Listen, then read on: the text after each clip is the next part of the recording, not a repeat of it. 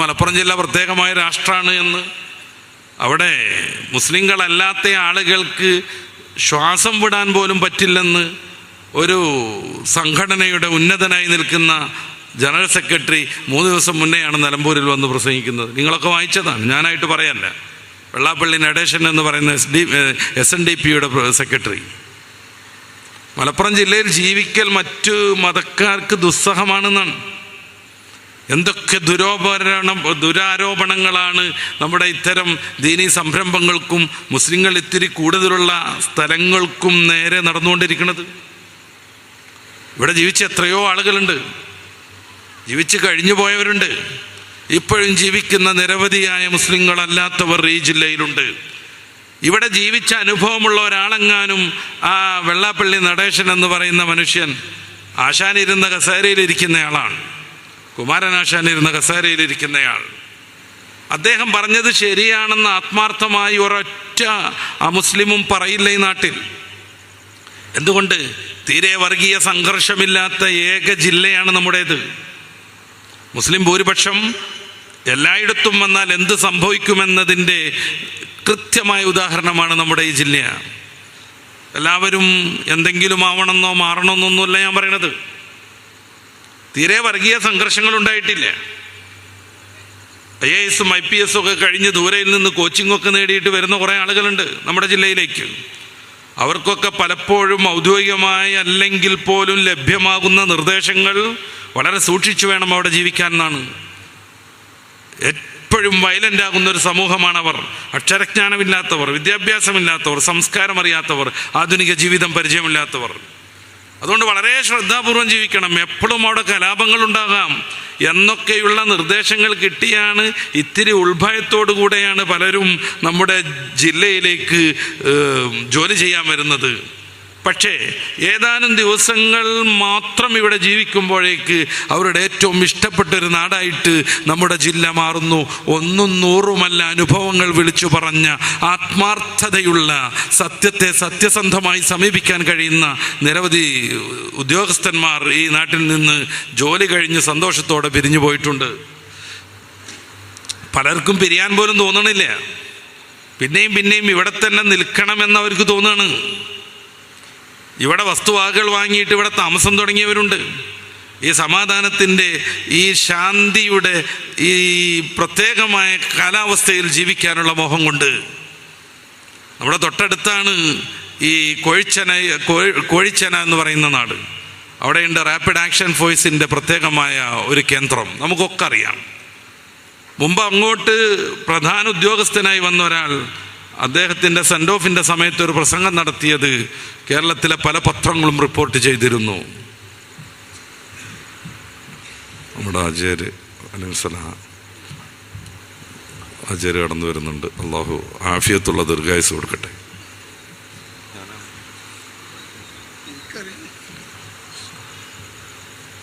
നമ്മുടെ മേഖലയിൽ എവിടെ വന്നാലും അജയരുണ്ടാവും. പരിപാടി കഴിയോളം ഉണ്ടാവും.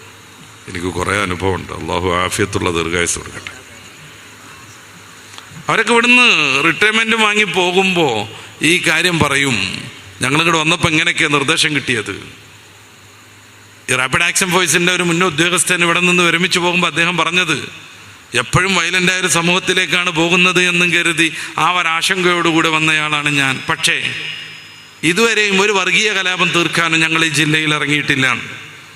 ഞങ്ങൾ ആകെ ജില്ലയിൽ 2 പ്രാവശ്യമാണ് ഇറങ്ങിയത്. ഒന്ന് കടലുണ്ടിയിൽ തീവണ്ടി മറിഞ്ഞപ്പോൾ, മറ്റൊന്ന് ഈ നമ്മുടെ NH-ൽ നമ്മുടെ പരിസരത്തൊരു ബസ് തീ പിടിച്ചപ്പോൾ. അദ്ദേഹം അന്ന് അങ്ങനെയാണ് പ്രസംഗിച്ചത്.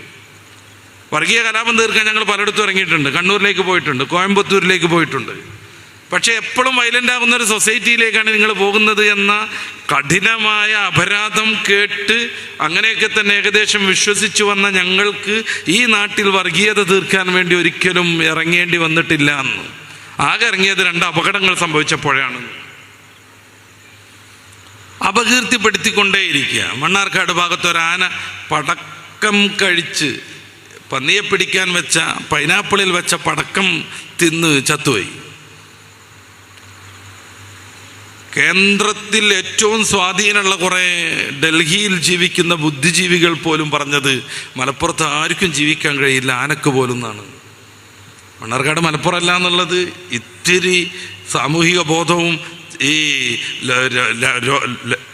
ലോകപരിചയമുള്ളവർക്ക് മനസ്സിലാവും. പക്ഷെ അത് പറഞ്ഞുകൊണ്ടേയിരിക്കണം. മലയാള ഭാഷയ്ക്ക് അക്ഷരം നൽകിയ തുഞ്ചത്ത് എഴുത്തച്ഛൻ ജീവിച്ച മണ്ണ് മലപ്പുറമാണ്. ഭക്തികവി എന്ന പേരിൽ ഏറ്റവും കൂടുതൽ ശ്രദ്ധേയനായ ജ്ഞാനപ്പാനയുടെ കർത്താവ് ജീവിച്ചത് നമ്മുടെ മലപ്പുറം ജില്ലയിലാണ്. എത്രയെത്ര ഭൗതിക രംഗത്ത് തിളങ്ങി നിന്ന മഹാന്മാർ ജീവിച്ചിവിടെ. ലോകം അറിയപ്പെടുന്ന കമ്മ്യൂണിസ്റ്റുകാരൻ EMS നമ്പൂതിരിപ്പാട് നമ്മുടെ ജില്ലയുടെ സന്തതിയാണ്. എത്ര പേർ. ആർട്ടിസ്റ്റ് നമ്പൂതിരി ഈ ജില്ലക്കാരനായിരുന്നു. അവരുടെയൊക്കെ മേഖലകൾ വ്യത്യസ്തമാണ്. എനിക്കതിലൊന്നും താല്പര്യമില്ല. അവരുടെയൊക്കെ മേഖലകൾ വ്യത്യസ്തമാണ്. പക്ഷെ അവരുടെ മേഖലകളിൽ ഉന്നതന്മാരായി വിരാജിച്ച ആളുകളാണ് ഞാൻ എണ്ണി പറഞ്ഞവരൊക്കെ. ഇവരൊക്കെ ജീവിച്ചതും വളർന്നതും ഈ ജില്ലയിലാണ്. ഇന്നും 70% മുഅ്മിനീങ്ങൾ ഈ നാടിൽ വസിക്കുന്നു. എന്നാൽ ഏകദേശം 20% ഹൈന്ദവരും ജീവിക്കുന്നുണ്ട്. ഈ വെള്ളാപ്പള്ളി നടേശൻ ജീവിക്കുന്ന ആലപ്പുഴയുടെ ആ പ്രദേശത്ത് 70%-ലേറെ ഹൈന്ദവരുണ്ട്. കേവലം 10% താഴെയാണ് മുസ്ലിങ്ങൾ. ഒരു സ്ഥലത്ത് ഏതെങ്കിലും ഒരു വിഭാഗം കൂടുതലുണ്ട് എന്നതുകൊണ്ട് അപകീർത്തിപ്പെടുത്തുകയാണെങ്കിൽ കേരളത്തിലെ ഏതേത് ജില്ലകളെയൊക്കെ അപകീർത്തിപ്പെടുത്താൻ പറ്റും. ഇങ്ങനെയുള്ള കുറേ പ്രശ്നങ്ങൾ മുസ്ലിം സൊസൈറ്റിക്ക് നേരെ നടന്നുകൊണ്ടിരിക്കുന്നു. അതിൻ്റെ ഭാഗമാണ് മദ്രസ വിദ്യാഭ്യാസത്തിനെ എതിർക്കുന്നത്. ഇത് നമ്മൾ കൂടെ തെറ്റിദ്ധരിച്ച് മദ്രസയിൽ നിന്ന് മാറാൻ പാടില്ല. വളരെ ഊർജ്ജസ്വലതയോടുകൂടെ നമ്മുടെ കുട്ടികളെ അങ്ങോട്ട് കൊണ്ടുപോയിക്കൊണ്ടേയിരിക്കണം. മദ്രസ വിദ്യാഭ്യാസം ഏതെങ്കിലും 4-5 കൊല്ലം കൊണ്ട് തീർക്കേണ്ടതുമല്ല. പിന്നെയും പഠിച്ചുകൊണ്ടേയിരിക്കണം. ആ പഠനത്തിന് ഔദ്യോഗികമായി അവസാനം വന്നാലും തുടർ പഠനത്തിന് സംവിധാനങ്ങൾ വേണം. വ്യാപകമായ രീതിയിൽ മദ്രസ നിലകൊള്ളുന്നത് കൊണ്ടാണ് ഈ ജില്ല എത്രമേൽ സൗഹാർദ്ദപരമായി മുന്നോട്ട് പോണത്. വർഗീയതയുടെ ചില താല്പര്യങ്ങളൊക്കെ യുവാക്കൾ എന്ന രീതിയിലും മറ്റും ചിലർക്ക് സംഭവിക്കുമ്പോൾ അതിനെ ശക്തമായി എതിർക്കാനും പ്രതിരോധിക്കാനും ഈ ജില്ലയിലെ പണ്ഡിതന്മാർ എപ്പോഴും മുന്നിൽ നിന്നിട്ടുണ്ട്. സൗഹാർദ്ദത്തിൻ്റെ കഥ പറഞ്ഞാൽ മമ്പറത്ത് തങ്ങളുടെയും അവിടുത്തെ സ്നേഹജനങ്ങളായിരുന്ന ഈഴവരും താഴ്ന്ന ജാതിക്കാരുമായ മറ്റു പലരെയും നമ്മൾ സ്മരിക്കേണ്ടി വരും. ഇവിടെയാണ് കളിയാട്ട മഹോത്സവം ഉണ്ടാവല്ലേ ഞാൻ ഈ പ്രസംഗിക്കുന്നിടത്ത്. ഇപ്പോൾ പോലും മമ്പുറത്ത് ജാറത്തിൻ്റെ അവിടെ പോയിട്ട് അവരുടേതായ രീതിയിലുള്ള കർമ്മങ്ങളൊക്കെ നിർവഹിച്ചിട്ടാണ് ആ ഉത്സവത്തിന് ഹൈന്ദവരാകുന്ന സഹോദരന്മാർ വരുന്നതെന്ന് നമുക്കറിയാം. ഇപ്പോഴും ഇത് നൂറ്റാണ്ട് പഴക്കമുള്ള രാജാവാണ്. മമ്പുറത്ത് തങ്ങളടുത്തേക്ക് അവർ പോയിരുന്നു എന്ന് ചരിത്രം വായിച്ചിട്ടുണ്ട്. സ്വാമിമാരും വ്യത്യസ്ത മതത്തിലെ പുരോഹിതന്മാരുമൊക്കെ സന്തോഷത്തോടുകൂടെ ജീവിക്കുന്ന ഈ ഒരു നാടിനെക്കുറിച്ച് കൃത്യമായി അറിയാമെങ്കിലും നിരന്തരമായി അപവാദം പ്രചരിപ്പിക്കണമെന്ന് പലരും വിചാരിക്കുന്നു. ഇന്ന് പോലും ഒരു രാഷ്ട്രീയ നേതാവ് ഈ ജില്ലയെക്കുറിച്ച് വളരെ വൃത്തികെട്ട ആരോപണങ്ങൾ ഉന്നയിച്ചിട്ടുണ്ട്. BJPയുടെ മുൻ പ്രസിഡന്റായിരുന്ന സുരേന്ദ്രൻ ശക്തമായ രീതിയിൽ അദ്ദേഹം എന്തൊക്കെയോ പറയുന്നു. റമദാനിൽ 1 മാസം മലപ്പുറം ജില്ലയിൽ പച്ചവെള്ളം കിട്ടൂല എന്നാണ് അയാൾ പറഞ്ഞ ഒരു കാര്യം. ഇവിടെയുള്ള ഒരു സ്കൂളിലും ഉച്ചക്കഞ്ഞിയില്ല, എല്ലാം മുടക്കി എന്നാണ് അദ്ദേഹം പറയുന്നത്. രണ്ടാമത്തെ ഒരു കാര്യം, എല്ലാം മുടക്കിയെന്ന്. ഇത് എല്ലാ റമദാനിലും ഉണ്ടാകുന്ന ഒരു പ്രത്യേകമായ പ്രചാരണമാണ്. ഞാൻ അവിടെ പോയി, എനിക്ക് അത് കിട്ടിയില്ല.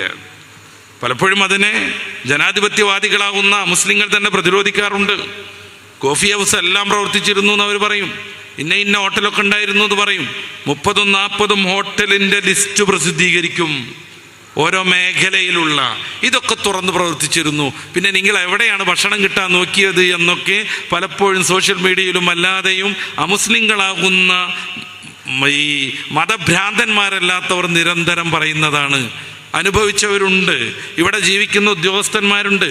ഇവിടെ ജീവിക്കുന്ന സ്വന്തം പാർട്ടിയുടെ അനുയായികളുണ്ടാകും, ഏതു മതക്കാരായിട്ടുമുള്ള. ഈ നേതാവൊക്കെ പറയുന്ന, അയാൾ അംഗീകരിക്കുന്ന, അയാൾ നിലകൊള്ളുന്ന പാർട്ടിയുടെ അനുയായികളുണ്ടാകും. അവർക്ക് ജില്ലാ കമ്മിറ്റി ഉണ്ടാകും, അവർക്ക് ശാഖാ കമ്മിറ്റികളുണ്ടാകും. ആരോടെങ്കിലും ഒരു കോള് ചെയ്ത് അന്വേഷിച്ചാൽ മാത്രം തീരുന്നതാണ് ഇത്തരം അപവാദ പ്രചരണങ്ങൾ. പക്ഷെ അത് നടത്തിക്കൊണ്ടേയിരിക്കണം. അത് നടത്തുമ്പോഴാണ് അവരുദ്ദേശിക്കുന്ന ചില ഫലങ്ങൾ കിട്ടുന്നത്. നമ്മളതിന് വശംവദരാവാതിരിക്കണം.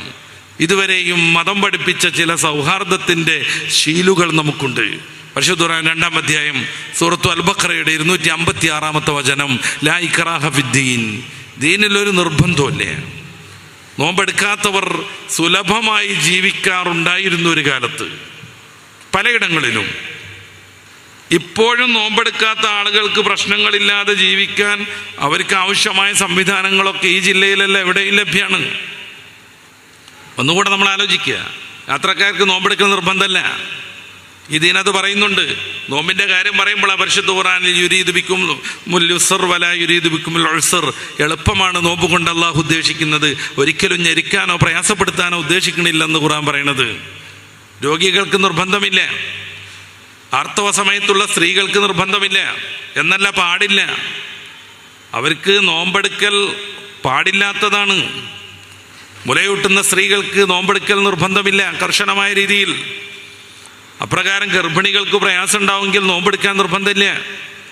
ഇവരൊക്കെയും 30 ദിവസം ഇവരുടെയൊക്കെ പ്രചാരണം കേട്ടാൽ തോന്നും പട്ടിണി കിടന്നിട്ടാണ് ജീവിക്കുന്നത് എന്ന്. ഒരൊറ്റ സ്കൂളിലും സമ്മതിക്കൂല എന്ന് പറഞ്ഞത് ഉച്ചക്കഞ്ഞിക്ക്. എന്തേ ഈ നാട്ടിലെന്തേ നിയമങ്ങളും നിയമ സംവിധാനങ്ങളൊന്നുമില്ലേ? അവരാരും ഇതൊന്നും അറിയാതെ എങ്ങനെയാണ് ഇത്തരം ചില രാഷ്ട്രീയ നേതാക്കൾക്ക് മാത്രം ഇങ്ങനെയുള്ള ചില സ്വകാര്യ വിവരങ്ങൾ കിട്ടണത്? ഈ നാട്ടിൽ ജീവിച്ചവരില്ലേ? 2 സിനിമാ നടന്മാർ ഈ ജില്ലയിൽ നിന്ന് ആക്സിഡന്റ് പറ്റിയിട്ടുണ്ട്. അവരുടെ കാറിടിച്ച് കയറിയിട്ട് 2 കുഞ്ഞുങ്ങൾ മരണപ്പെട്ടിട്ടുണ്ട്.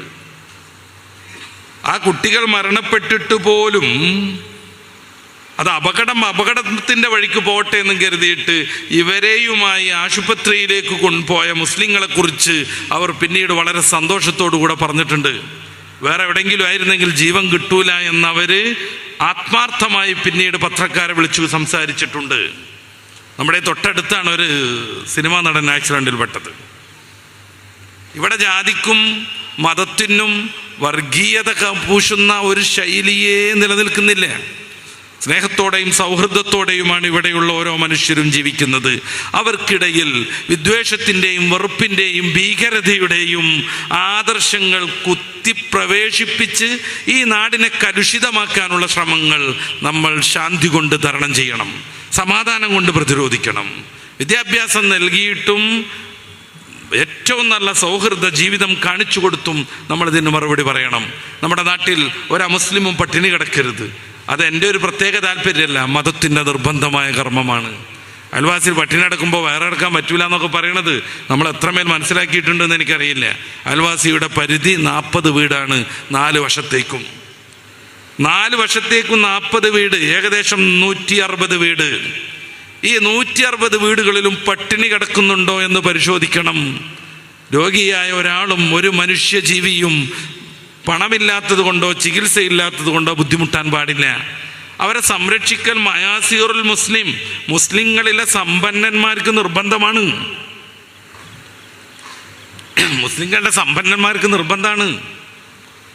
ഒരു പാവപ്പെട്ട അയൽവാസിയാകുന്ന ഹൈന്ദവൻ അല്ലെങ്കിൽ നമ്മുടെ നാട്ടിൽപ്പെട്ട ഒരു ക്രൈസ്തവൻ, അവന് സാമ്പത്തികമായി വളരെ ബുദ്ധിമുട്ടുണ്ട്. വീട്ടിൽ അരി വാങ്ങാൻ കാശില്ലാതെ പ്രയാസപ്പെടുന്നുണ്ട്. എൻ്റെ പ്രിയപ്പെട്ട സഹോദരന്മാരെ, ഈ മാനവികതയുടെ മതം പറഞ്ഞ മസാല നമ്മൾ മനസ്സിലാക്കണം. നമ്മുടെ വീട്ടിൽ ഭക്ഷണം വെച്ച് സുഭിക്ഷമായി കഴിക്കുന്നത് പാടില്ലാത്തതാണ്, ഹറാമാണ്. അത് ഇസ്ലാമിക സംസ്കാരത്തോട് യോജിക്കാത്തതാണ്. ഇത് പഠിക്കാനാണ് മദ്രസ്. ഏറ്റവും നല്ല സ്വഭാവം എന്ന് പറഞ്ഞാൽ ഇമാം അഹ്മദ് നിവേദനം ചെയ്യുന്ന ഹദീസിൽ കാണാം, ഹബീബായ റസൂലുള്ളാഹി സ്വല്ലല്ലാഹു അലൈഹി വസല്ലമ തങ്ങൾ പറയുന്നു, സർവ്വജനങ്ങളും ഏതൊരു മനുഷ്യൻ്റെ ഉപദ്രവത്തിൽ നിന്നാണോ രക്ഷപ്പെടുന്നത് അവരാണ് ഏറ്റവും നല്ല വിശ്വാസി, അവനാണ് ഏറ്റവും നല്ല സ്വഭാവമുള്ളവൻ. സർവ്വജനങ്ങളും മാനവൻ എന്ന രീതിയിൽ മതം നൽകുന്ന പരിഗണനയാണിത്. അതാണ് സൂറത്തുൽ ഹുജറാത്തിന്റെ 13-ാമത്തെ വചനത്തിലൊക്കെ അള്ളാഹു പറയുന്നത്, എല്ലാവരും ഒരു മാതാവിൽ നിന്നും ഒരു പിതാവിൽ നിന്നും രൂപം കൊള്ളുന്നു. നമ്മളെല്ലാവരും സഹോദരന്മാരാണെന്നർത്ഥം. മനുഷ്യൻ എന്ന രീതിയിൽ നമ്മളെല്ലാവരും സഹോദരന്മാരാകുന്നു. എന്നാലും ഇത്തരം നല്ല സംസ്കാരങ്ങൾക്കെതിരെ, മദ്രസയ്ക്കെതിരെ, ദർസിനെതിരെ, സമാധാനത്തിൻ്റെ ഗേഹങ്ങളാകുന്ന പള്ളികൾക്കെതിരെ പ്രചാരണങ്ങൾ നടത്തിക്കൊണ്ടിരിക്കുക. എൻ്റെ പ്രിയപ്പെട്ട സഹോദരന്മാരാലോചിക്കുക, ഇതിന് നമ്മൾ മറുപടി പറയേണ്ടതുണ്ട്. എങ്ങനെ? സമാധാനം കൊണ്ട്, സ്നേഹം കൊണ്ട്, സൗഹൃദം കൊണ്ട്, ഇസ്ലാമിൻ്റെ മാനവിക ദർശനം തത്വത്തിൽ നിന്ന് നമ്മുടെ പ്രയോഗത്തിലേക്ക് കൊണ്ടുവന്നുകൊണ്ട്. അതിന് മദ്രസ വിദ്യാഭ്യാസം സജീവമാക്കണം, ദർസ് പഠനം ഗംഭീരമാക്കണം, നമുക്ക് നമ്മുടെ സ്വത്വബോധം ഉൾക്കൊള്ളാനാവണം.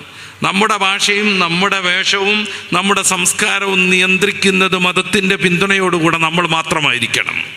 ആരെങ്കിലും അനുകരിക്കാൻ നിൽക്കരുത്. ഏതെങ്കിലും നടനെയല്ല നമ്മുടെ ജീവിതത്തിലേക്ക് റോൾ മോഡലായി നമ്മൾ കൊണ്ടുവരേണ്ടത്. ലോകത്തിൻ്റെ രാജകുമാരൻ മുഹമ്മദുർ റസൂലുള്ളാഹി സ്വല്ലല്ലാഹു അലൈഹി വസല്ലം ചരിത്ര പുരുഷനായിരുന്നു. ചരിത്രത്തിൻ്റെ വെള്ളി വെളിച്ചത്തിൽ ജീവിച്ച മഹാത്മാവാണ്. അവിടുത്തെ ഓരോ ചലനവും രേഖപ്പെടുത്തിയിട്ടുണ്ട്. അവിടുത്തെ വാക്കുകൾ കൃത്യമായിട്ടുണ്ട്. അവിടുത്തെ വാക്കുകളും അവിടുത്തെ ഹദീസുകളും അവിടുത്തെ രേഖകളും കൃത്യമായി കൈമാറാൻ വേണ്ടി 10,000-കണക്കിന് മനുഷ്യരുടെ ചരിത്രം A to Z പഠിച്ചിട്ടുണ്ട്, രേഖപ്പെടുത്തിയിട്ടുണ്ട്. അവിടുത്തെ വാക്കും പ്രവൃത്തിയും സമൂഹത്തിലേക്ക് പ്രചരിപ്പിക്കാൻ വേണ്ടി മാത്രം നിരവധി ഉപശാഖകളുള്ള ഒരു മഹത്തായ വിജ്ഞാനശാഖ രൂപപ്പെട്ടിട്ടുണ്ട്. ലോകചരിത്രത്തിൽ മറ്റൊരാൾക്ക് അവകാശപ്പെടാൻ കഴിയാത്ത ഒരു മഹാത്ഭുതമാണിത്. അല്ലാഹുവിൻ്റെ റസൂൽ സല്ലല്ലാഹു അലൈഹി വസല്ലം തങ്ങളുടെ ജീവിതം ഇത്രമേൽ വ്യക്തമായി നമ്മുടെ മുമ്പിലുണ്ടെങ്കിൽ എങ്ങനെയാണ് ഒരു വിശ്വാസി ജീവിക്കേണ്ടത്? ഹബീബായ നബി തങ്ങളെ പിന്തുടർന്നുകൊണ്ട് നമ്മുടെ ജീവിതത്തിൻ്റെ താളവും സംഗീതവും അവിടെ നിന്നാകണം. നമ്മുടെ ആശയവും മോഹവും ഹബീബായ നബി തങ്ങളുടെ പിന്തുണയോടുകൂടെ ആവണം. ഇമാം നബി റളിയല്ലാഹു അൻഹു പ്രത്യേകമായി തിരഞ്ഞെടുത്ത ഹദീസിൻ്റെ സമാഹാരം വിവിധ ഗ്രന്ഥങ്ങൾ കാണാം നമുക്ക്. അതിൽ വളരെ ചെറുതായ ഒരു സാധനമാണ് അർബഈൻ നബവി എന്ന ഹദീസ് സമാഹാരം.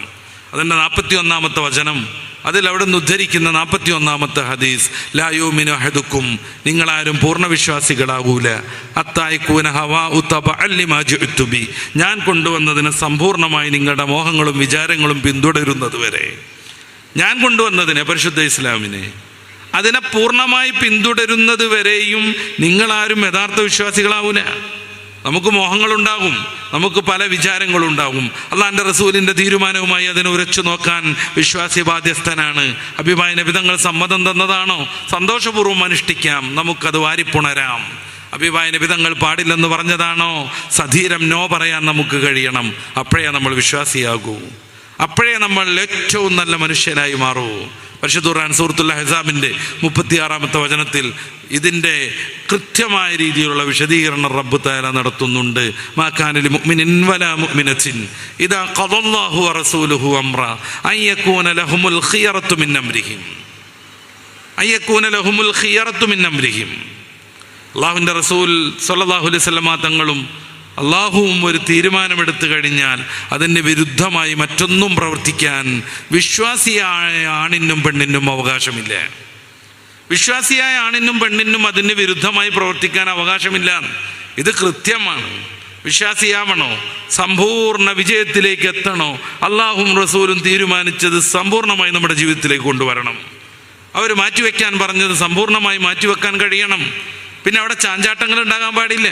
നമ്മുടെ മോഹങ്ങളും താല്പര്യങ്ങളും വികാരങ്ങളും ഇതിനെ പിന്തുടരാതെ നമ്മുടെ ഇഷ്ടത്തിന്, അല്ലെങ്കിൽ നമ്മൾ റോഡ് മോഡലായി വെച്ച ഏതോ ഒരു സിനിമാ നടൻ്റെയോ നടിയുടെയോ മറ്റോ ഇഷ്ടത്തിന് മാറ്റിവെച്ചാൽ ഇസ്ലാമിൽ പൂർണ്ണമായ രീതിയിലുള്ള സന്തോഷം നമുക്ക് ആസ്വദിക്കാൻ കഴിയില്ല. പ്രണയം പൂത്തുലഞ്ഞുകൊണ്ടിരിക്കുകയാണ്, പ്രണയം പൂത്തുലഞ്ഞുകൊണ്ടിരിക്കുകയാണ്. ഈ ജീവിതത്തിൽ പോലും അത് വലിയ ദുരന്തം സൃഷ്ടിക്കുമെന്ന് ആയിരക്കണക്കിന് അനുഭവമുണ്ടെങ്കിലും ഇൻസ്റ്റയിൽ ഏതെങ്കിലും ഒരു മെസ്സേജ് വരുന്നതോടുകൂടെ പിറകെ പോവാൻ പല പെൺകുട്ടികളും തയ്യാറെടുക്കുന്നു. അങ്ങനെയാണ് സംഭവിക്കുന്നത്. എവിടുന്നോ ഒരു മെസ്സേജ് വരും ഇൻസ്റ്റാഗ്രാമിൽ, പിന്നെ ഒരു കൗതുകത്തിന് ഇവരെ അതിനെ റിപ്ലൈ ചെയ്യും, പിന്നെ മറിച്ച് വരും, പിന്നെ പൂവ് വരും, അങ്ങോട്ട് മുന്തിരിക്കൊല വിട്ടുകൊടുക്കും, അതങ്ങനെ തുടരും. അതുവരെയും സ്നേഹിച്ച് വളർത്തിയ മാതാവും പിതാവും അന്യരാകും. അതുവരെയും വലിയ പ്രതീക്ഷ കണ്ടിരുന്ന പിതാവും മാതാവും കോടതിയിലും ജനമധ്യത്തിലും ശരിക്കും മാനം കെടും. ഈ തന്തനെയും തള്ളനെയും ഞാൻ അറിയില്ലെന്ന് പെൺകുട്ടി പറയും. ഇവരെ എനിക്കൊരു പരിചയമല്ല എന്ന് പറയും. ഞാനിനി അവരുടെ അടുത്തേക്ക് പോകുന്നില്ല എന്ന് പറയും. അവിടെ എനിക്ക് സ്നേഹം കിട്ടണില്ല എന്ന് പറയും. പലപ്പോഴും നിക്കാഹ് കഴിഞ്ഞവരും 1-2 കുട്ടികളുള്ളവരും ഇത്തരം വ്യാപകമായ കെണികളിൽ അകപ്പെടുന്നു, ഇത്തരം കുഴപ്പങ്ങളിൽ അവരകപ്പെടുന്നു. എന്നാലും പേര് മുസ്ലിങ്ങൾ ലവ് ജിഹാദ് നടത്തുന്നു എന്നായിരിക്കും. നേരത്തെ പറഞ്ഞതിൻ്റെ ബാക്കിയാണത്. ഇന്ത്യയിൽ നിലവിലുള്ള എല്ലാ അന്വേഷണ ഏജൻസികളും നിരവധി തവണ എല്ലാ അർത്ഥത്തിലുമുള്ള അന്വേഷണം നടത്തിയിട്ടും അങ്ങനെ വ്യാപകമായ വ്യവസ്ഥാപിതമായൊരു സംവിധാനം അമുസ്ലിം പെൺകുട്ടികളെ പ്രണയിച്ച് മതത്തിൽ കൂട്ടാൻ വേണ്ടി കൊണ്ടു നടക്കുന്ന ഒരു സംവിധാനം ഈ ഇന്ത്യയിൽ, കേരളത്തിൽ എവിടെയും നിലവിലില്ലെന്ന് പലപ്പോഴും പല കോടതിയിലും അവർ റിപ്പോർട്ട് കൊടുത്തതാണ്. എന്നാലും പറഞ്ഞുകൊണ്ടേയിരിക്കണം. പൂഞ്ഞാർ എന്ന് പറയുന്ന ഒരു താലൂക്കിൽ നിന്ന് മാത്രം 400-ലേറെ കുട്ടികളെ ഇങ്ങനെ അടിച്ചുകൊണ്ട് പോയി എന്നാണ് PC ജോർജ് ഏതാനും ആഴ്ചകൾക്ക് മുമ്പേ സമൂഹം മധ്യേ ഉറക്ക പൊള്ളു പറഞ്ഞത്. എത്ര കൃത്യമായിട്ട് കണക്ക് ശേഖരിച്ചു വെച്ചിരിക്കുന്ന അയാളൊക്കെ എന്നറിയോ? ഇതെന്തുകൊണ്ട് അയാൾക്ക് കോടതി കൊടുത്തുകൂടാ? ഇതെന്തുകൊണ്ട് അയാൾക്ക് പോലീസിനെ അറിയിച്ചുകൂടാ? അല്ലെങ്കിൽ അവരുടേതായ സംവിധാനങ്ങൾ ഉപയോഗിച്ച് ഇതിനെതിരെ എന്തുകൊണ്ട് പ്രതിരോധം തീർത്തുകൂടാ? പറഞ്ഞുകൊണ്ടിരിക്കണം, വൃത്തികേട് പറഞ്ഞുകൊണ്ടേയിരിക്കണം. ആ സമൂഹത്തിനെ തന്നെ എത്രമേൽ മാനം കെടുത്തണത്. ഏതെങ്കിലും ഒരു മുസ്ലിം പയ്യൻ വന്ന് ചെറി കാണിക്കുമ്പോഴേക്ക് ഇറങ്ങിപ്പോകാൻ മാത്രം ആത്മശൂന്യരാണ് ക്രൈസ്തവ പെൺകുട്ടികൾ എന്നാണോ ഇവർ സമർത്ഥിക്കുന്നത്? അല്ലെങ്കിൽ അവരുടെ ഇടയിലുള്ള ആൺകുട്ടികൾക്കൊന്നും ഒരു പെൺകുട്ടിയെ സംരക്ഷിക്കാനോ പോറ്റാനോ അവളെ സംപ്രീതയാക്കാനോ ഒന്നും ഒരു മാർഗമല്ല എന്നാണോ ഇവർ പറയുന്നത്? അങ്ങനെയാണെങ്കിൽ ആ സൊസൈറ്റിക്ക് വ്യാപകമായ ചില ചികിത്സകൾ നടത്തേണ്ടതില്ലേ? എത്ര സുതാര്യമാണ് നമ്മുടെ ഇന്ത്യയിലെ ഈ ജീവിതം? നമ്മുടെ കേരളത്തിൽ നിയമവ്യവസ്ഥയ്ക്ക് എന്തെങ്കിലും തകരാറ് പറ്റിയിട്ടുണ്ടോ ഇതുവരെയും? നിലവിൽ അങ്ങനെ ഒരു ഭീതിതമായ സംഗതിയുണ്ടോ? ഇല്ലല്ലോ. എന്തുകൊണ്ട് ഇത്രമേൽ തെളിവുണ്ടായിട്ട് ഇന്ന കുട്ടി ഇന്ന വീട്ടിൽ നിന്ന്, ഇന്ന തറവാട്ടിൽ നിന്ന്, ഇന്ന ഇടവകയിൽ നിന്ന് കിഡ്നാപ്പ് ചെയ്യപ്പെട്ടു എന്ന്, അല്ലെങ്കിൽ അവളെ ലവ് ജിഹാദ് അടിച്ചിട്ട് കൊണ്ടുപോയി എന്ന് ഇവർക്ക് അന്വേഷണ ഉദ്യോഗസ്ഥന്മാരെ ബോധ്യപ്പെടുത്തിക്കൂടാ? സദസ്സിലിരുന്ന് വെറുപ്പ് സൃഷ്ടിക്കാൻ മാത്രമാണ് അവരൊക്കെ ഇതുകൊണ്ട് ലക്ഷ്യമിടുന്നത്. വെറുപ്പ് സൃഷ്ടിച്ചുകൊണ്ടേയിരിക്കണം. എന്നിട്ട് സ്വാർത്ഥമായ രാഷ്ട്രീയ ലാഭം നേടണം. അവരുടെ ജീവിതത്തിൽ എന്തെങ്കിലുമൊക്കെ ഗുണം വരാനുണ്ടാകും. ഇടിപ്പേടി ഉണ്ടാകും. വലിയ ബിസിനസ് നടത്തുന്നവരാണ്, ഇടി വരുന്നുള്ള ഭീഷണി ഉണ്ടാകും. അപ്പോൾ ഒരു അന്വേഷണ ഉദ്യോഗസ്ഥരും വരാതിരിക്കാൻ നിരന്തരമായി ഇങ്ങനെ വർഗീയത പറഞ്ഞുകൊണ്ടിരിക്കണം. കേരളത്തിലെ പ്രമുഖനായ ഒരു ബിസിനസ്സുകാരൻ്റെ ഓഫീസൊക്കെ റെയ്ഡ് ചെയ്തിട്ട് കോടികൾ പിടിച്ചെടുത്ത ആ ദിവസം തന്നെ പറയണം മറ്റൊരു ബിസിനസ്സുകാരന് മലപ്പുറം ജില്ല എന്ന് പറഞ്ഞാൽ മറ്റൊരു രാഷ്ട്രമാണ് എന്ന്. അപ്പോൾ ഈ ഉദ്യോഗസ്ഥന്മാർ വരുന്നതിന് ഇത്തിരി നേരം ശമനം കിട്ടുമെന്നവർ തെറ്റിദ്ധരിക്കുന്നു. നമ്മൾ ആലോചിച്ച് നോക്കുക, ഇന്ത്യയിലെ എല്ലാ അന്വേഷണ വിഭാഗവും കൃത്യമായി അന്വേഷിച്ച് പരിശോധിച്ച് അങ്ങനൊരു സംവിധാനമില്ലെന്ന് ഇതേ ടീം നിലകൊള്ളുന്ന രാഷ്ട്രീയ പാർട്ടിക്കാർ നിയോഗിച്ച, ഭരണകൂടം നിയോഗിച്ച അന്വേഷണ ഉദ്യോഗസ്ഥന്മാരും കൃത്യമായി അത് സമർത്ഥിച്ചിട്ടും ഇത് പറഞ്ഞുകൊണ്ടിരിക്കുക എന്ന് പറഞ്ഞാൽ നമ്മുടെ ഈ നാടിനോട് ചെയ്യുന്ന കടും വഞ്ചനയല്ലേ? സമൂഹത്തോട് ചെയ്യുന്ന കടുത്ത ധിക്കാരമല്ലേ? കടുത്ത ധിക്കാരല്ലത്. ഇത് ഏതാണ് സൊസൈറ്റി? മുസ്ലിം സൊസൈറ്റിക്ക് കൃത്യമായ ജീവിത പദ്ധതിയുണ്ട്. ഒരു കുഞ്ഞ് ജനിക്കുന്നിടം മുതൽ മരിക്കുന്നത് വരെയും അതിനുശേഷവും ജനനത്തിൻ്റെ മുന്നും അവന് വേണ്ടി എന്തൊക്കെ ചെയ്യണമെന്ന് കൃത്യമായി മതം നിർവചിക്കുന്നുണ്ട്. വിശാലമായി അത് പഠിപ്പിക്കുന്നുണ്ട്. ഇങ്ങോട്ട് കയറി വന്ന ഓരോ ഉസ്താദും വലതുകാലം മുന്നിൽ വെച്ച സ്റ്റേജിലേക്ക് കയറിയത്. ഇറങ്ങിപ്പോകുമ്പോൾ ഇടതുകാലം അവർ മുന്നിൽ വയ്ക്കുന്നു. വെള്ളം കുടിക്കുന്നത് വലത് കൈകൊണ്ടാണ്, ഷേക്ക് ഹാൻഡ് ചെയ്യുന്നത് വലത് കൈകൊണ്ടാണ്, അവരുടെ മൂക്ക് വൃത്തിയാക്കുന്നത് ഇടത് കൈകൊണ്ടാണ്, വിസർജനാനന്തരം ശൗചം ചെയ്യുന്നത് ഇടത് കൈകൊണ്ടാണ്. ഇത്ര ചെറിയ സംഗതികളിൽ പോലും കൃത്യമായി നിയമവ്യവസ്ഥ പഠിപ്പിച്ച വിശുദ്ധമായൊരു ദർശനമാണ് ഇസ്ലാം. ദൈവിക സംവിധാനമാണിത്. ഈ മതത്തിന് എങ്ങനെയൊക്കെ ആവണം അതിൻ്റെ പ്രബോധനം എന്ന് കൃത്യമായി പാഠങ്ങളുണ്ട്. ലക്ഷ്യം മനോഹരമായതുകൊണ്ട് മാത്രം ഒരു പ്രവൃത്തിയും മതം ന്യായീകരിക്കുന്നില്ല. അതിൻ്റെ മാർഗവും വിശുദ്ധമാവണം, സുതാര്യമാകണം, മനോഹരമാകണം. ലക്ഷ്യം എന്തായാലും മാർഗം എങ്ങനെയുമാകാം എന്ന ആദർശം ഒരിക്കലും പരിശുദ്ധ ഇസ്ലാമിനില്ല. എങ്ങനെയാവണം ഇസ്ലാമിൻ്റെ ദഅവത്ത്? എങ്ങനെയാണ് ഇസ്ലാം ലോകത്ത് വ്യാപിച്ചു വന്നത്? വിമർശനങ്ങളുണ്ട് വാളുകൊണ്ടാണെന്ന്. ഞാൻ നേരത്തെ ഓതിയിട്ടുണ്ട് സൂറത്തുൽ ബഖറയുടെ 256 വചനം. വിശ്വാസം എന്ന് പറഞ്ഞാൽ അത് മനസ്സിലുള്ളതാണ്. വാളും പിടിച്ചിട്ട് തോക്ക് പിടിച്ചിട്ട് അതൊരിക്കലും സൃഷ്ടിക്കാൻ കഴിയില്ല. അതുകൊണ്ട് തന്നെ ദീനിൽ ബലപ്രയോഗമില്ലെന്ന് കൃത്യമായി ഖുർആൻ പറയുന്നു. പിന്നെ എങ്ങനെയാണ് ലോകത്ത് ഇസ്ലാമിക സൊസൈറ്റി വ്യാപിച്ചു വന്നത്? യൂറോപ്യൻ ഓറിയന്റലിസ്റ്റ് പണ്ഡിതനാകുന്ന തോമസ് ആൾനേഡിന്റെ പ്രസിദ്ധമായൊരു പുസ്തകമുണ്ട്, the preaching of Islam. The preaching of Islam. എങ്ങനെയാണ് ഇസ്ലാം പ്രചരിച്ചത്? സൂഫി വര്യന്മാരുടെയും ഇസ്ലാമിക പണ്ഡിത നേതൃത്വത്തിൻ്റെയും ഇസ്ലാമിലെ സാധാരണ മനുഷ്യരുടെയും ഒക്കെ വിശുദ്ധമായ ജീവിതം കണ്ടാണ് സമൂഹം ഇസ്ലാമിലേക്ക് കടന്നു വന്നത്. അദ്ദേഹം കൃത്യമായി സമർത്ഥിക്കുന്നുണ്ട്. വലിയൊരു പുസ്തകമാണ്.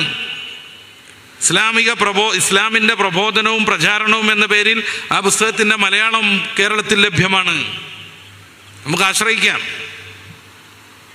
അങ്ങനെയാണ് സമൂഹത്തിൽ ഇസ്ലാമിന് സ്വാധീനം കൂടിയത് എന്ന് വള്ളത്തോൾ പറയുന്നുണ്ടല്ലോ. ദുരവസ്ഥയിൽ ഈ കാണുന്ന മുസൽമാനൊന്നും അവിടുന്ന് ഇവിടുന്ന് കയറി വന്നതൊന്നുമല്ല എന്ന്. പിന്നെ ജാതിയുടെ ശാപം കൊണ്ട് ബുദ്ധിമുട്ടിയിരുന്ന പാവപ്പെട്ട മനുഷ്യരെല്ലാവരും അവരുടെ ശാന്തിയുടെയും സമാധാനത്തിൻ്റെയും മാർഗം ഇതാണെന്ന് തിരിച്ചറിഞ്ഞ് കയറി വന്നതാണെന്ന് അദ്ദേഹം വിശദീകരിക്കുന്നുണ്ട്. ജാതിക്കോമരങ്ങൾ കൊണ്ട് കഷ്ടപ്പെട്ടു ഒരു കാലത്ത് ഈ സമൂഹം, വല്ലാതെ ബുദ്ധിമുട്ടി. കഞ്ഞി കിടിക്കാൻ പോലും മാർഗമില്ലാതെയായി. രാവിലെ മുതൽ വൈകിട്ട് വരെ കഠിനാധ്വാനം ചെയ്യണം. ആകെ കിട്ടുക 4-5 വറ്റുള്ള കഞ്ഞിയായിരിക്കും. അത് പാത്രത്തിൽ കൊടുക്കൂല, നിലത്ത് കുഴി കുത്തിയിട്ട് അതിൽ ചേമ്പിൻ്റെ ഇല വെച്ചിട്ട് അതിൽ ഒഴിച്ചു കൊടുക്കണം. പലപ്പോഴും മേമാന് ദേഷ്യം പിടിച്ചാൽ അതിലൂടെ ചവിട്ടി ചവിട്ടി നടക്കാൻ തൻ്റെ കിങ്കരന്മാരെ ഏൽപ്പിക്കും. എന്തൊരു ദുരവസ്ഥയായിരുന്നു ഇവിടെ ഉള്ളത്. ഇതൊന്നും അല്ലല്ലോ, അതിൻ്റെ അപ്പുറം എന്തൊക്കെ ഉണ്ടായി. ഉന്നത കുലജാതന്മാർ നടക്കുന്നിടത്തൂടെ നടക്കാൻ പറ്റൂല. ഉന്നത കുലജാതൻ എന്ന് പറഞ്ഞ് നടക്കാനായിട്ട് നമുക്കൊരു മന്ത്രിയുണ്ട്. അദ്ദേഹത്തിൻ്റെ കാര്യമായ പണി ഉന്നത കുലജാതൻ ആരാന്നുള്ളത് തീരുമാനിക്കലാണ്. ഇങ്ങനെ കഷ്ടപ്പെട്ടു, ബുദ്ധിമുട്ടി, മൃഗങ്ങളെപ്പോലെ ജോലി ചെയ്യേണ്ടി വന്നു. മാറുമറക്കാൻ സ്വാതന്ത്ര്യമില്ലായിരുന്നു പെണ്ണുങ്ങൾക്ക്. എന്തിനധികം നല്ല പേരിടാൻ പോലും സ്വാതന്ത്ര്യമില്ലായിരുന്നു.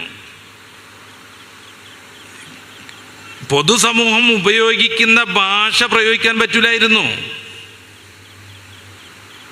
ഉപ്പ് വേണമെന്ന് പറഞ്ഞാൽ അടി കിട്ടുമായിരുന്നു. പുളിച്ചിണത് വേണമെന്ന് പറയണമായിരുന്നു ഈ പാവപ്പെട്ട മനുഷ്യന്മാർക്ക്. അവരുടെ വീട് വളരെ ചെറുതാവൽ നിർബന്ധമായിരുന്നു. ആ വീടിന് പേര് ചെറ്റപ്പുര എന്നായിരുന്നു. എന്താ ചെറ്റപ്പുര? ചെറ്റയുടെ പുരയണത്. ഈ അനധികൃതനാകുന്നയാൾ, അവർണ്ണനാകുന്നയാൾ ചെറ്റയായിരുന്നു എന്നർത്ഥം. ചെറ്റപ്പുര എന്നായിരുന്നു അതിൻ്റെ പേര്. അതുകൊണ്ടാണ് എത്രയോ ദൂരെ വഴിതെറ്റി നിൽക്കേണ്ട ഒരു ഇഴച്ചുറമൻ പോയി തൊപ്പിയിട്ടാൽ ചിത്രം അവനെത്തി ചാരത്തിരുന്നിടാം ഒട്ടും പേടിക്കേണ്ട തമ്പുരാനെ എന്ന് ദുരവസ്ഥയിൽ പറയുന്നത്. എത്രയോ ദൂരെ വഴിതെറ്റി നിൽക്കേണ്ട ഒരു ഇഴച്ചുറമൻ അയാൾ പോയി തൊപ്പിയിട്ട് വന്നാൽ, മുസ്ലിമായാൽ പിന്നെ അവന് ചിത്രം അവനെത്തി ചാരത്തിരുന്നിടാം ഒട്ടും പേടിക്കേണ്ട തമ്പുരാനെ. ഇതുകൊണ്ടാണ് പരിശുദ്ധ ഇസ്ലാം ലോകത്ത് വളർന്നു വന്നത്. എൻ്റെ അഭിപ്രായം അത് പ്രീച്ചിങ് ഓഫ് ഇസ്ലാമിൽ തോമസ് ആൾനേഡ് പറയുന്നതാണ്. മറ്റു പലരും അത് പറഞ്ഞതുമാണ്.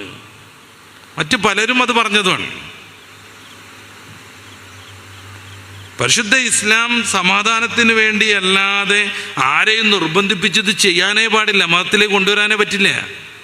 അതിൻ്റെ പുറമെ നമ്മൾ ആലോചിക്കുക, ഒരാണും പെണ്ണും തമ്മിലുള്ള ഇസ്ലാമിൻ്റെ ബന്ധം എന്താണ്? ആണും പെണ്ണും തമ്മിലുള്ള ഇസ്ലാമിൻ്റെ ബന്ധം എന്താണ്? ഒരാണും ഒരു പെണ്ണും അന്യരാണെങ്കിൽ പരസ്പരം നോക്കുന്നത് പോലും നിഷിദ്ധമാണ്. പരസ്പരം നോക്കുന്നത് പോലും നിഷിദ്ധാണ്. ചിരിക്കാൻ പറ്റൂല, കൊഞ്ചിക്കൊഴയാൻ പറ്റൂല, ഷെയ്ക്ക് ഹാൻഡ് ചെയ്യാൻ പറ്റൂല. ഇത് ഇസ്ലാമിൻ്റെ നിയമമാണ്. ആരും ഏറെ കയറ്റാൻ വരണ്ട. ഒരു അന്യ പെണ്ണും അന്യ പുരുഷനും തമ്മിൽ ഒന്നിച്ച് യാത്ര ചെയ്യാൻ പാടില്ല. അവരൊന്നിച്ച് താമസിക്കാൻ പാടില്ല.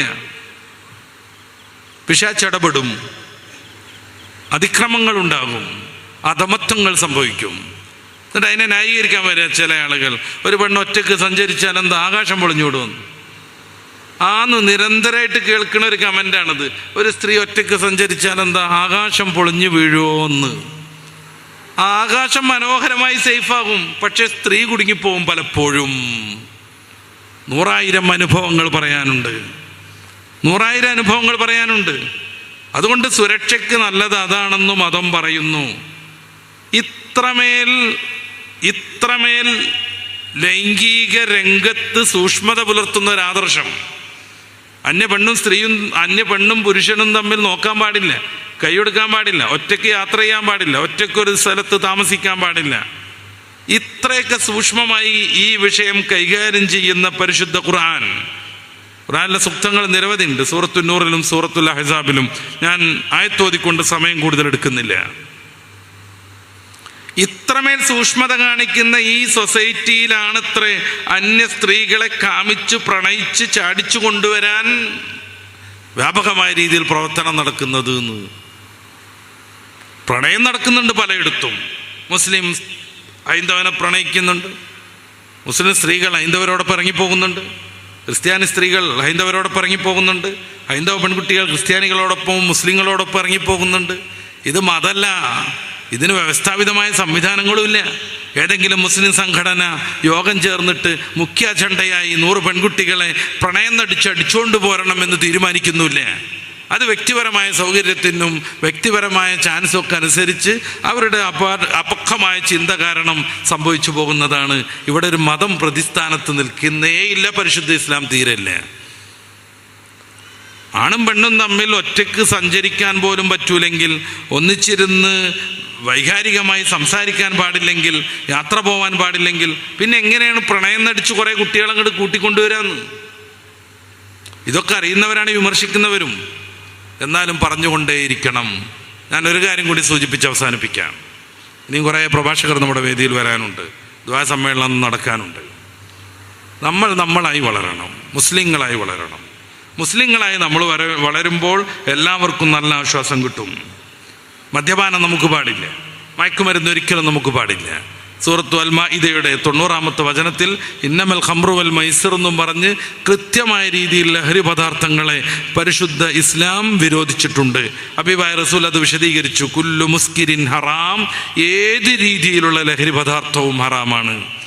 ജനുവരി ഫെബ്രുവരി 2 മാസങ്ങളിൽ മാത്രം 76 കൊലപാതകങ്ങളോളം നടന്ന നാടാണ് നമ്മുടേത്. അതിൽ പകുതിയിലേറെയും മയക്കുമരുന്നിൻ്റെ സ്വാധീനത്തിലായിരുന്നു. ഒരു വിശ്വാസിയും ഒരു മനുഷ്യനും മയക്കുമരുന്ന് ഉപയോഗിക്കാൻ പാടില്ല. മുസ്ലിം സൊസൈറ്റിയിൽ ഒരിക്കലും അത് പാടില്ല. എന്തുകൊണ്ട്? ഇത്തരം മാരകമായ ലഹരി വസ്തുക്കളെല്ലാം ഉപയോഗിക്കുന്നത് കഠിനമായി നിരോധിച്ച ആദർശമാണ് നമ്മുടേത്. ഇതറിയണമെങ്കിൽ നമുക്ക് വിദ്യാഭ്യാസം വേണം. മാതാവ് ആരാണെന്ന് പഠിക്കണമെങ്കിൽ നമുക്ക് വിദ്യാഭ്യാസം വേണം.